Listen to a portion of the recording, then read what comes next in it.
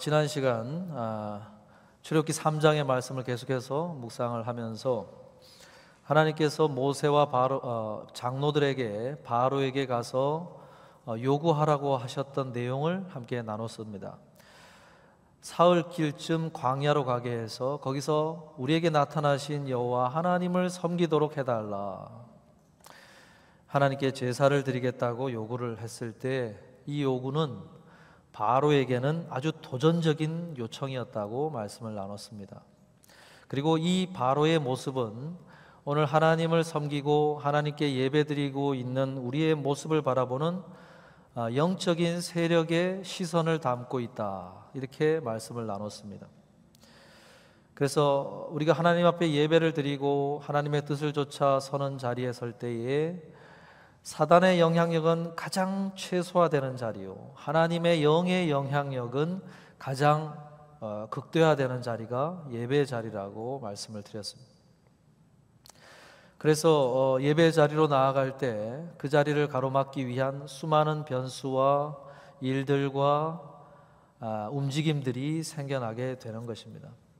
근데 그러한 환경과 변화 속에 단호함을 가지고 있는 자, 마치 예수 그리스도께서 사단이 세 번째의 유혹으로 나를 경배하면 이 모든 것을 주리라, 딜의 대상, 거래의 대상으로 예배를 바라보는 순간 그 사단의 영향력 아래에서 계속해서 영향을 받게 될 것이다 말씀을 드렸고, 예수님처럼 주 하나님 오직 여호와 하나님만을 섬기라 하였느니라, 그러한 단호함을 가진 자에게는 사단이 떠나가게 되는 일이 벌어진다라고 말씀을 드렸습니다. 오늘 본문은 그에 이어서 하나님께서 이스라엘 백성들에게 주시는 위로의 말씀이 소개되고 있습니다. 오늘 본문 21절을 보면은 내가 애굽 사람으로 이 백성에게 은혜를 입히게 할지라 너희가 나갈 때에 빈손으로 가지 아니하리라 말씀합니다. 나갈 때에 빈손으로 가지 아니하리라.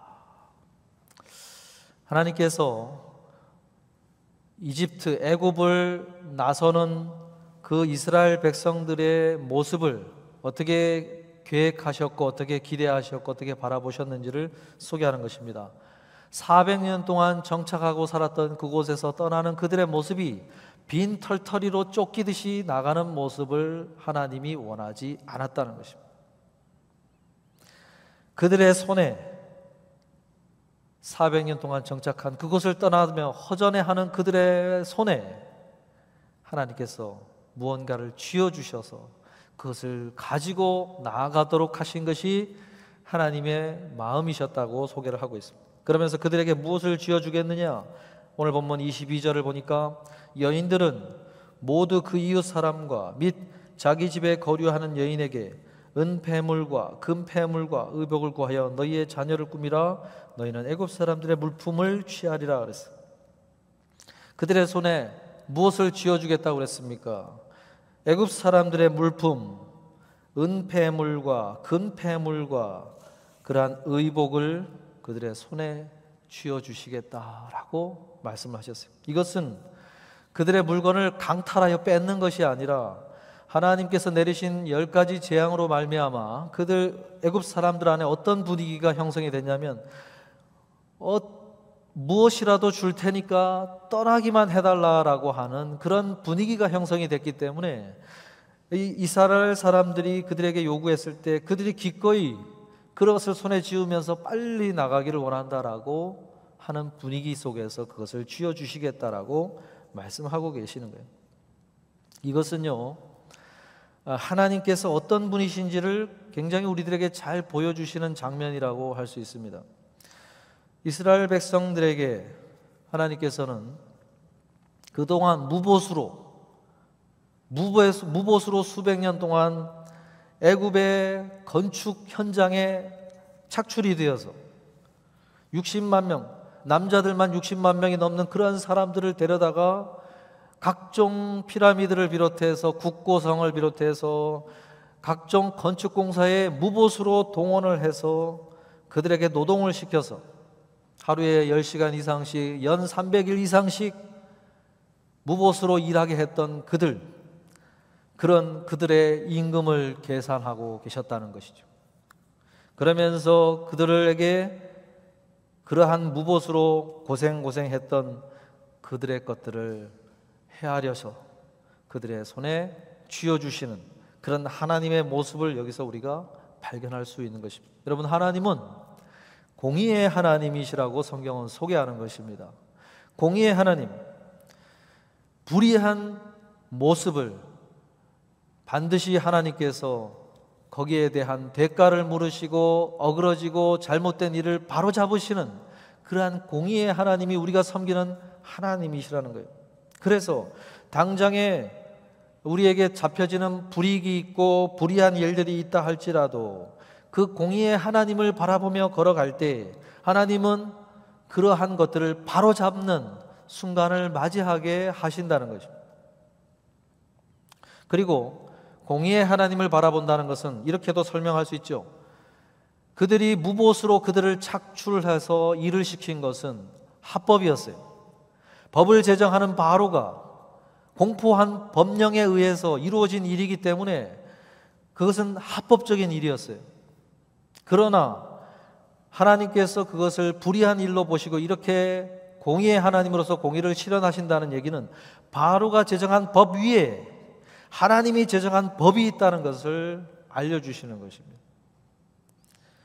온 만물이 따라야 될 그러한 법을 제정하신 하나님의 법에 의해서 그것을 불의한 일로 보시고 집행하시는 하나님의 이 공의의 하나님을 우리가 여기서 발견하게 되는 것입니다.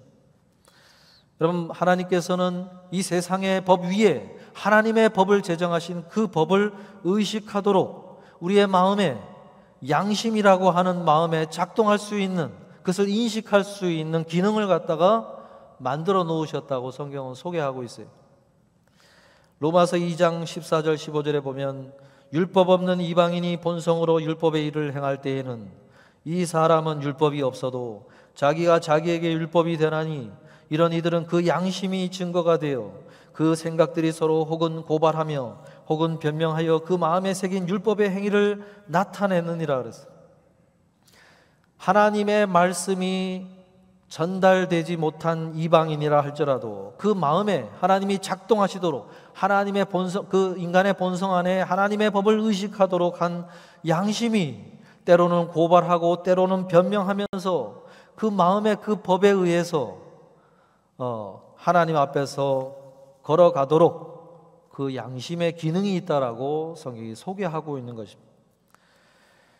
사람은 그 안에 마음의 양심을 통해서 하나님의 법을 의식하며 살아가도록 만들어진 피조된 존재라고 하는 거예요. 그런데 그 양심이 하나님 앞에 타락하여 죄를 지은 인간에게는 양심의 그 기능이 훼손이 됐다고 볼 수 있죠.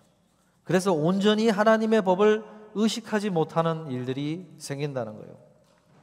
그래서 하나님의 특별한 그런 법을 의식하도록 성령께서, 하나님의 영이 우리의 마음에 오셔서 그러한 법을 인식하도록 조명하여 주시고 깨닫게 만드시는 일을 하시는 것입니다.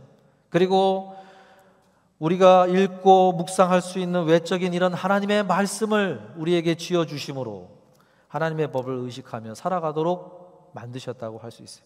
일반적인 계시는 양심에 의해서 어느 정도 전달되도록 하시지만 그것으로 부족하기 때문에 특별 계시, 하나님의 영과 진리의 말씀으로 오늘 그것을 우리들에게 알려주시는 것입니다.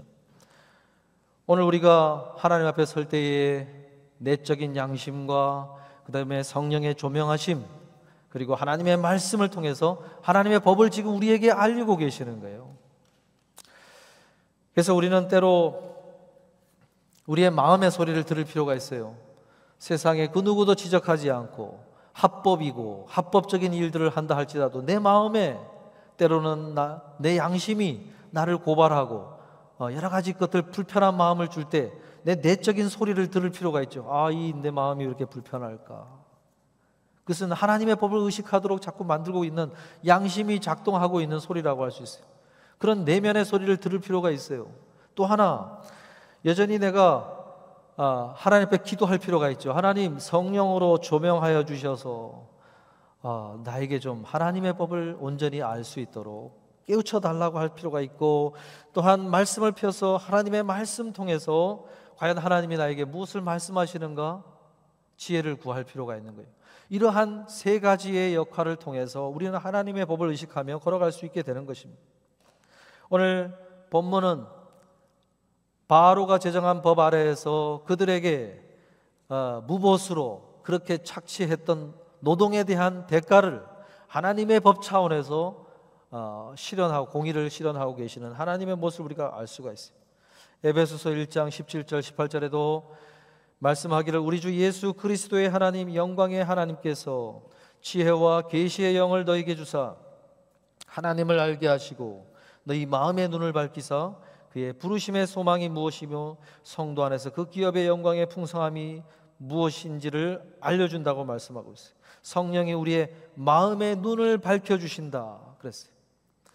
하나님의 말씀의 기능에 대해서도 시편 119편 105절에서도 말씀하시기를 주의 말씀은 내 발의 등이요 내 길의 빛이니이다 그랬어요. 말씀이 빛이고 영이 우리의 마음의 눈을 밝히고 또한 우리의 양심을 온전케 만드셔서 그렇게 하고 계신다는 거예요. 사랑하는 성도 여러분, 오늘 이 공의의 하나님, 하나님의 법이 있다는 사실을 여러분 기억하시면서 우리가 세상의 법, 다른 사람들의 주목하기 이전에 하나님의 법, 그러한 하나님을 바라보면서 우리의 삶을 걸어가야 되는 존재들이 하나님의 백성, 그리스도인이라는 사실을 여러분 꼭 기억하실 수 있기를 바랍니다. 그런데요, 분명히 기억할 것은, 이 공의의 하나님을 묵상할 때 꼭 기억할 것은 하나님께서 밝히신 이 나갈 때에 빈손으로 가지 않도록 하시는 그 계획이 사실은 훨씬 이전에 요셉을 야곱을 이삭을 거쳐서 그 이전에 있었던 아브라함 때까지 거슬러 올라가 그 아브라함에게 일찍이 말씀하신 하나님의 약속이었다는 사실을 우리가 기억할 필요가 있습니다. 창세기 15장 13절 14절에 보면 여호와께서 아브라함에게 이르시되 너는 반드시 알라 내 자손이 이방에서 객이 되어 그들을 섬기겠고 그들은 400년 동안 내 자손을 괴롭히리니 그들이 섬기는 나라를 내가 징벌할지며 그 후에 내 자손이 큰 재물을 이끌고 나오리라 그랬어요. 아브라함이 가나안 땅에 걸어온 지가 어느덧 세월이 흘러 여러 가지 일들 속에서 외로워하고 또 하나님이 하신 약속이 좀 마음이 희미해질 때 다시금 하나님께서 그와 언약식을 체결하는 가운데 하나님께서 이 약속의 말씀을 하신 것입니다.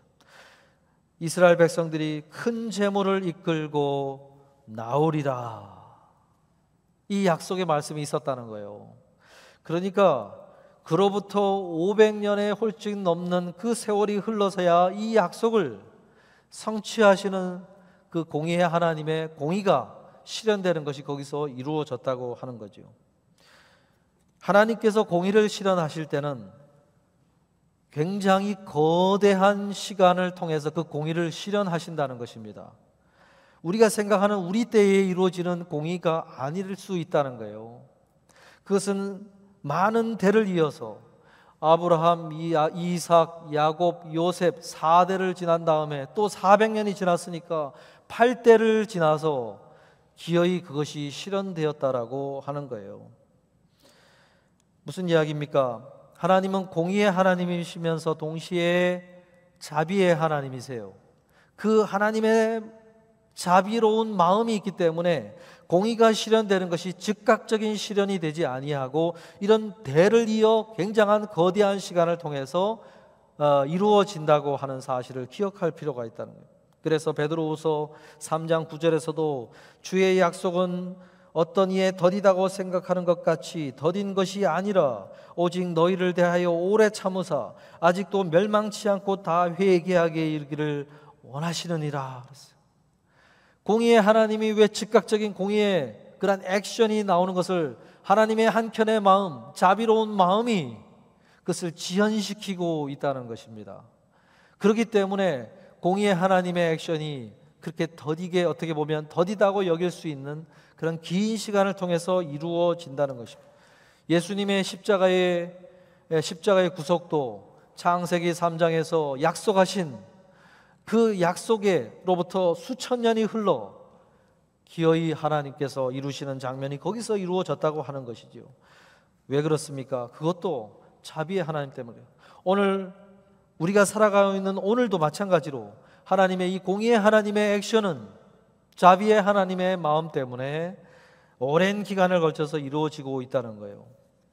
이것을 바라보면서 초대교회 성도들에게 바울이 권면하기를, 고린도전서 15장 58절에서 말씀하기를, 그러므로 내 사랑하는 형제들아 견실하며 흔들리지 말고 항상 주의 일에 더욱 힘쓰는 자들이 되라.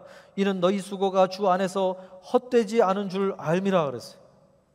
거대한 하나님의 역사 속에서 반드시 너희들이 수고한 그것을 하나님께서 기억하고 계시고, 때를 따라 그것을 물으시고 하나님께서 그것을 공의의 하나님으로서 처리해 가고 계시니 그것이 헛되다고 느끼지 말고 항상 더욱 힘써 그 일을 해가라 말씀하고 있는 거예요.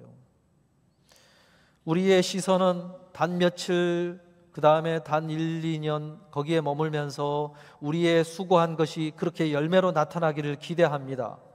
그리고 그것이 나타나지 않으면 금방 낙심하고 실망하고 좌절하고 그 걸음을 멈춰서 버리는 것이 우리들의 짧은 시선이라고 하는 것입니다.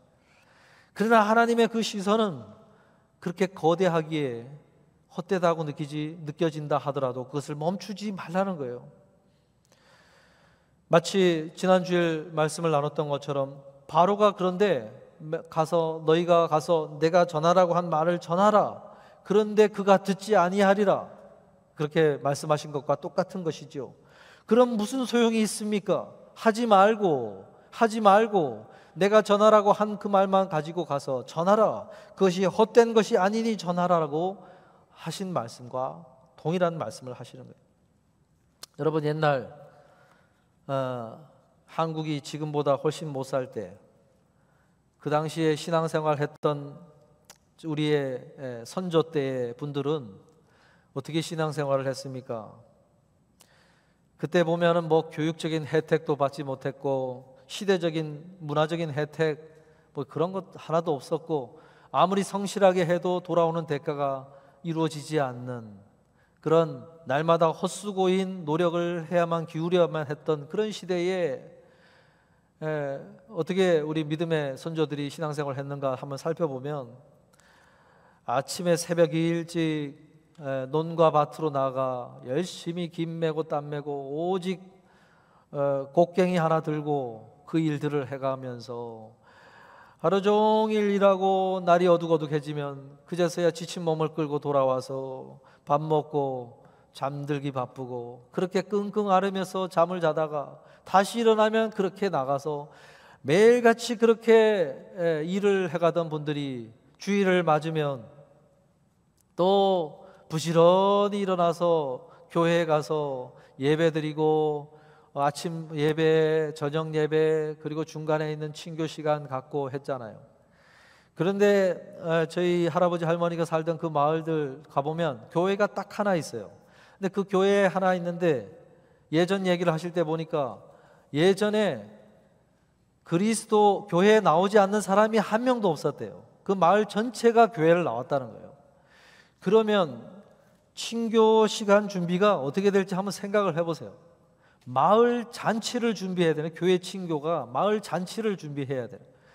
교회에 친교실이 수용할 수가 없는 거죠. 그러니까 친교를 담당하는 그 집으로 마당 전체를 이용해 가지고 자리를 깔고 온 공간을 다 이용해 가지고 식사를, 친교를 대접하는 거예요.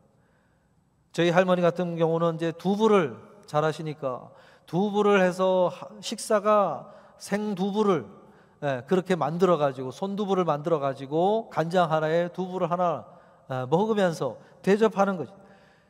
토요일부터 그걸 준비를 해 가지고 마을 잔치를 벌리고 그걸 정리하는데 또 하루 종일이 가고 그렇게 해 가지고 일을 다 치르고 나서 월요일부터 또 이른 새벽 일어나 그 몸을 끌고 가서 논과 밭에 가서 일을 하고 거의 정말 어떻게 보면 무식할 정도로 그걸 평생을 해가는 삶의 걸음을 걸었던 것이 우리 선조들의 신앙생활이었어요. 얼마나 지금 보면은 매력적으로 보이지 않고 무식해 보이고 정말 어리석어 보이고 그렇게 대단해 보이지 않았어요.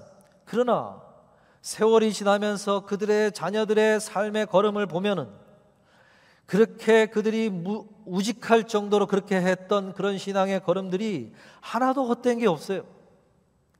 그들의 후대의 자녀들과 손주들에게 삶에 이루어지는 그런 길이 열려지고 그들의 어떤 신앙의 걸음을 걷는 것을 보면은 그 걸음 속에서 나온 사람들이 얼마나 대단했는지, 그들의 자랑이, 그들의 칭찬의 얘기가 끊어지지를 않는 그런 걸음이 이어진 것들을 보게 됩니다. 그들의 생애 동안 다 보상받은 것이 아니겠지만 세대를 이어 하나님께서 하나님의 법 차원에서 공의의 하나님으로서 그 일들을 다 헤아리시고 갚아나가시고 보상해 주시고 빈손으로 가지 아니하고 지어주시는 그 하나님의 공의로운 섭리가 그들의 삶 가운데 이루어졌다고 하는 것을 부인할 수 없는 고백이라고 할 수 있어요. 크리스찬 시인이었던 김영희 시인이 어머니의 기도라고 하는 시를 지으면서 어머니의 기도는 고난의 밤을 지나 조용히 하늘로 올라갔습니다. 쓸쓸히 손으로 빵을 쪼개며 내 이름을 부르던 그 소리가 내 가슴에 따뜻한 씨앗이 되었습니다. 세월이 흘러 그 기도는 나무가 되어 내 자식들의 머리 위에 그들을 드리웠습니다. 아, 어머니의 눈물, 그것이 이제 내 삶의 샘물이 되었습니다. 그녀의 어머니를 떠올릴 때 그녀의 마음 가운데는 아름드리 나무가 되어 그녀의 어머니를 추억할 때마다 신앙의 잣대가 되고 기준이 되고 날마다 자신의 신앙의 근원이 되어져 흘러오는 샘물이 되었다고 하는, 자신의 지울 수 없는 귀한 기억이 되어 자녀들에게 떠올리는 추억이 되어 있다고 하는 그러한 고백을 드리고 있어요. 헨리 롱펠로우라고 하는 19세기 미국의 유명한 시인도 세월의 모래 위에 발자취를 남기는 걸음이라고 하는 표현을 썼어요.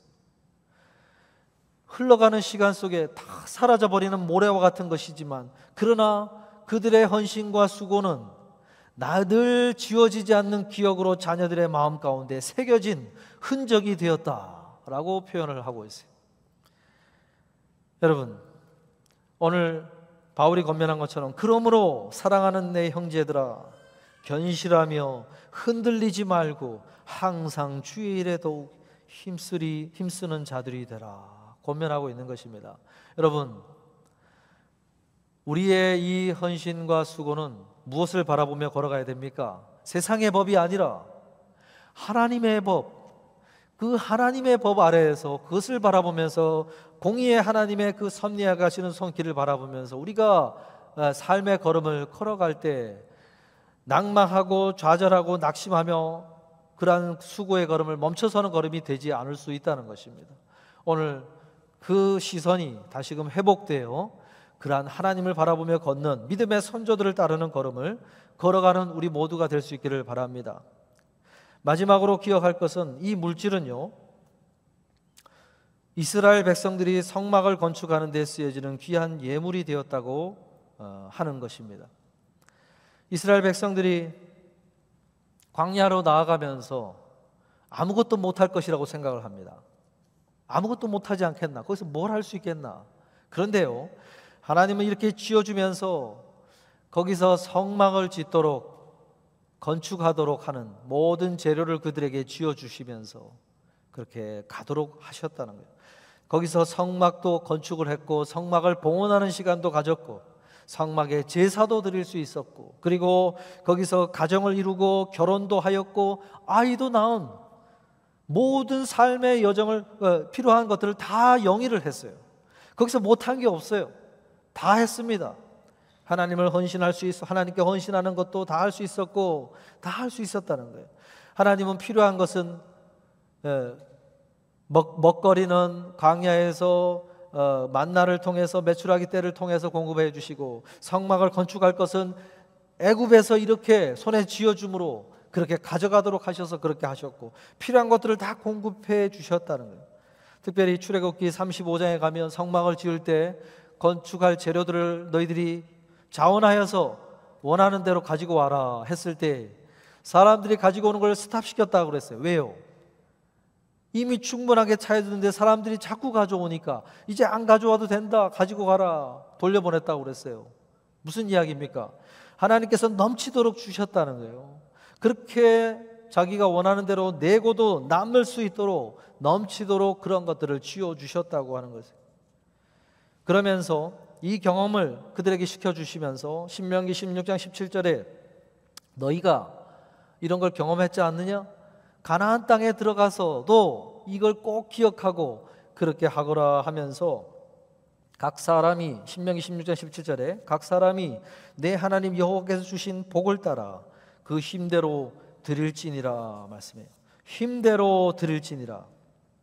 더 많은 것이 생길지라도 잊지 말고 힘대로 할 수 있는 대로 드려라 그랬어요.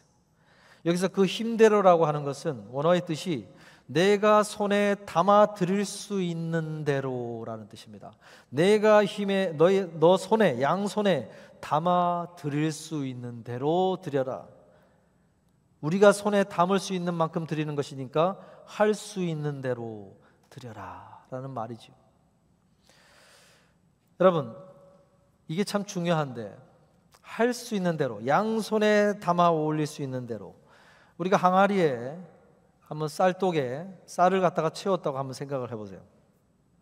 그런데 만약에 하나님께 드리기 위해서 성미를 담듯이 그 쌀을 양손에 담아서 이렇게 올린다고 한번 생각을 해보세요. 그런데 올리는데 나의 눈이 양을 측정하는 차원에서 그걸 바라보면 아깝다는 마음이 들게 되겠지요.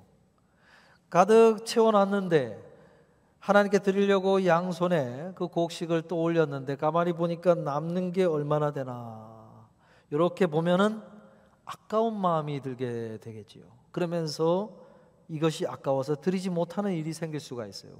근데 하나님께서 이 말씀을 하면서 여호와께서 주신 복을 따라 그 힘대로 드릴지니라 하는 것은 그 드리는 사람이 시선이 어디에 있어야 이게 가능한지를 설명한 거예요. 여호와께서 주신 복을 따라 그 힘대로 드릴지니라 했어요. 우리의 눈이 그것을 얻기 위한 하나님의 복의 섭리의 차원에 우리의 눈길이 가 있으면 그것을 할 수 있다고 말씀하는 것입니다. 내가 담아있는 이 항아리에 가득 담아있는 것이 어떻게 해서 내 손에 오게 되었는가, 어떠한 어려움이 있었고 어떠한 하나님의 도우심이 있었는가를 헤아리는 데 초점이 가 있는 사람은 그 힘대로 그것을 드리게 된다는 것입니다. 그런데 그 헤아림이 없이 그저 내 안에 가득 차 있는 눈앞에 그 양만을 측정하는 것에 온통 관심이 가 있게 된다면 그것을 들어 올릴 때 아까운 마음이 들어 드리지 못하게 된다는 것입니다. 그래서 광야에서부터 그것을 연습하게 한 것입니다. 우리가 손에 쥘 수 있는 것이 적든 많든 하나님이 나에게 쥐어주신 것임을 알고 거기에서 하나님께 드릴 수 있는 것을 드리는 법을 연습하도록 하게 하신 거예요. 여러분, 하나님의 사람들은요, 우리의 얻은 어떤 결과물, 재물에 초점을 맞추고 사는 사람들이 되어서는 안 된다는 것입니다. 오히려 재물을 주시는 하나님을 조차 살아가는 삶을 걸어야 되는 사람들이라는 거예요. 우리가 주일학교에서도 아이들에게 헌금 드리는 법을 연습시키는 이유는 바로 그런 것입니다. 적은 것을 통해서 하나님께 드리는 법을 연습한 사람이 그 후에 많은 것을 거뒀을 때에도 하나님께 드릴 때 양의 차원이 아니라 복의 차원에서 그것을 보면서 하나님 앞에 드릴 수 있는 사람이 되기 때문에 그러는 거예요. 미국의 석유 회사를 운영하면서 재벌이 되었던 록펠러가 이렇게 말했죠. 나는 돈을 벌기 시작한 첫 순간부터 하나님 앞에 드리는 법을 연습했습니다. 만약 내가 처음 번 1달러 50센트에서 그런 것을 떼어 하나님께 드리지 않았다면 1억 달러에서 그것을 드리는 일은 불가능했을 것입니다 라고 이야기를 했어요. 그가 처음으로 돈을 벌었던 1달러 50센트에서 일부를 하나님께 드리는 법을 연습하였기 때문에 자신이 1억 달러를 버는 그러한 재벌이 된 상황에서도 그것을 드리는 법을 아까워하지 않고 드릴 수 있었다고 이야기를 하는 거예요. 어디서부터 시작된 것입니까? 작은 것에서부터 시작이 되었다고 이야기를 하는 거예요. 감리교를 시작하였던 존 웨슬리도 강조하기를 할 수 있는 한 많이 벌고 할 수 있는 한 적게 쓰고 할 수 있는 한 많이 나누십시오라고 권면했어요. 그가 강조한 것은 그리스도인이 많이 벌고자 하는 목적이 어디에 가 있어야 되느냐, 자신을 위해 많이 쓰는 것에 목적이 있는 것이 아니라 할 수 있는 한 많이 나누고 섬기기 위한 것에 온 시선이 가 있어야만 그것이 가능하다고 이야기를 하는 것입니다. 우리가 하나님 앞에 기도할 때 하나님, 할 수 있는 한 많이 벌게 해주세요. 왜 그러느냐? 이것을 묻는다면 뭐라고 대답해야 된다는 것입니까? 할 수 있는 한 많이 나누고 섬기고 베풀기 위해서 제가 많이 벌게 해주세요. 이러한 초점을 가진 이가 구할 때, 솔로몬이 1000번제를 통하여 지혜를 구했을 때 은과 금을 구하지 아니하였으나 하나님께서 그것을 주셨다고 한 것처럼 할 수 있는 한 많이 벌게 해주세요. 왜 그러느냐? 이것이 있어야 된다는 것이죠. C.S. 루이스도 물질에 대해서 이야기하기를 그리스도인이 돈을 사용할 때, 또 재능을 사용할 때, 나의 시간을 사용할 때 이 세상 사람들이 조금 지나치다라고 말할 정도로 사용하는 사람들이 되어야 합니다라고 이야기했어요. 일반적인 세상 사람들의 기준을 볼 땐 조금 지나치다라고 할 정도로 조금 더 나눔과 섬김 속에 쏠려 있는 사람들이 돼야 한다라고 이야기를 하는 것입니다. 사랑하는 성도 여러분, 오늘 나의 시선은 어디에 쏠려 있는가 한번 돌아보실 수 있기를 바랍니다. 어디에 쏠려 있는가? 나의 작은 것에서부터 그 시선은 발현되기 시작을 해야 되는 거예요. 하나님께서 그것을 지켜보고 계시기 때문에 그렇다는 것입니다. 작은 것에서 그러한 시선을 잃어버리지 않고 있는 사람이라면 큰 것 속에서도 그 시선을 잃어버리지 않을 것이라는 것입니다. 우리는 반대로 큰 것을 주시면 그 시선을 가지고 하겠습니다 하지만 하나님께서는 먼저 광야에서 그것을 연습한 세대에게 가나안 땅에 들어가서도 그렇게 하거라라고 이야기하셨지, 큰 것을 가지고 먼저 해보라라고 이야기하지 않으셨다는 것입니다. 사랑하는 성도 여러분, 오늘 우리의 시선에 밸런스가 어디에 지금 초점이 맞춰져 있는가 돌아보실 수 있기를 바랍니다. 초대교회 예루살렘 교회의 모습을 소개할 때 보니까 사도행전 4장 32절에 35절에 그들의 모습을 이렇게 소개합니다. 믿는 무리가 한 마음과 한 뜻이 되어 모든 물건을 서로 통용하고 자기 재물을 조금이라도 자기 것으로 하는 이가 하나도 없더라. 사도들이 큰 권능으로 주 예수의 부활을 증언하니 무리가 큰 은혜를 받아 그 중에 가난한 사람이 없으니 이는 밭과 집 있는 자는 팔아 그 판 것의 값을 가져다가 사도들의 발 앞에 두매 그들이 각 사람의 필요를 따라 나누어 주었기 때문이라 그랬어요. 그 신약 시대에 세워졌던 예루살렘 교회 공동체의 모습을 소개하면서 그 중에 가난한 사람이 없었다 그랬어요. 가난한 사람이 없었다. 그 말은 무슨 이야기입니까? 실제로 그들의 삶의 형편이 나아졌다라는 것이 아니라 그들이 주님의 이름으로 모인 곳에는 그들이 전혀 자신의 형편에 대한 그러한 부족함을 느끼지 않고 서로 같은 마음으로 교제하며 가난하다는 그런 느낌을 갖지 않았다라는 거예요. 왜요? 서로의 필요를 따라 할 수 있는 대로 가지고 와서 함께 음식을 나누고 함께 부족한 걸 채워주다 보니까 서로 교제하는 동안에 해맑게 웃으면서 내가 부자냐 제가 부자냐 저 사람이 나보다 더 나았냐 이런 비교의식, 열등의식이 거기서 다 사로잡힌 것이 아니라 그냥 해맑게 서로 한 가족이 되어 음식을 나누고 누구 하나 그런 열등의식 없이 교제할 수 있었다는 거예요. 그것이 하나님의 나라 가운데 하나님이 원하시는 그러한 모습이 구현되는 공동체였다라고 소개하는 것입니다. 그것은 가진 자들이 없는 자들을 가진 자들이 모두가 자신의 재물과 소유에 대한 생각이 패러다임이 바뀌었다는 거예요. 자기 재물을 조금이라도 자기 것이라 하는 이가 없더라. 그러한 가치관을 가지고 같이 해맑게 웃으며 그런 하나님 나라 교회 공동체로서의 교제가 이루어졌다라고 이야기하는 것입니다. 오늘 우리 교회가 어렵지만은 친교 시간에 그런 것을 조금 맛보고 있지 않습니까? 우리가 음식을 나누고 잠시 그 자리에 앉아 있을 때는 우리가 그런 것에서 자유로워지잖아요. 함께 준비한 음식이고 함께 준비한 것들이니까 같이 먹고 싶은 대로 담아가서 식사를 하면서 해맑게 서로 그런 것을 떠나서 함께 교제하고 나누는 하나님 나라의 교제를 잠시나마 구현을 하는 것입니다. 그렇잖아요. 거기서 해맑게 웃으며 서로 편안한 은혜 가운데 교제를 해가고 있는 것이죠. 그것이 영원히 이루어지는 것이 하나님 나라에서 우리가 맛보게 될 영원한 하나님 나라의 삶이라고 하는 것입니다. 사랑하는 성도 여러분, 오늘 카네기인가요? 그분이 그렇다고 그러죠. 부자로 죽는 것은 가장 어리석은 사람의 모습이다 그랬어요. 그는 자신이 이룬 부를 가지고 많이 나누어 주려고 애를 썼던 사람이지요. 오늘 뉴올리언스에서도 그가 돈을 들여서 지은 도서관이라든지 공공 건물이 몇 개가 있나를 살펴보니까 뉴올리언스 해만 해도 3개가 뜨더라고요. 그는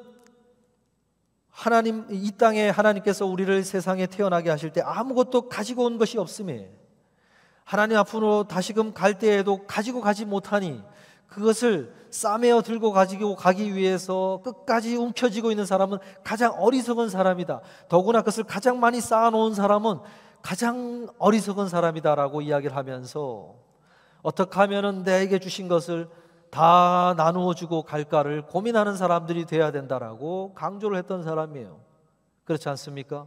우리는 하나님 앞에 부유한 자가 돼야 됩니다. 그 말인즉슨 하나님께서 허락하신 것들을 가지고 선한 청지기가 되어 어떻게 하면 가장 많이 흘려보낸 사람이 될까?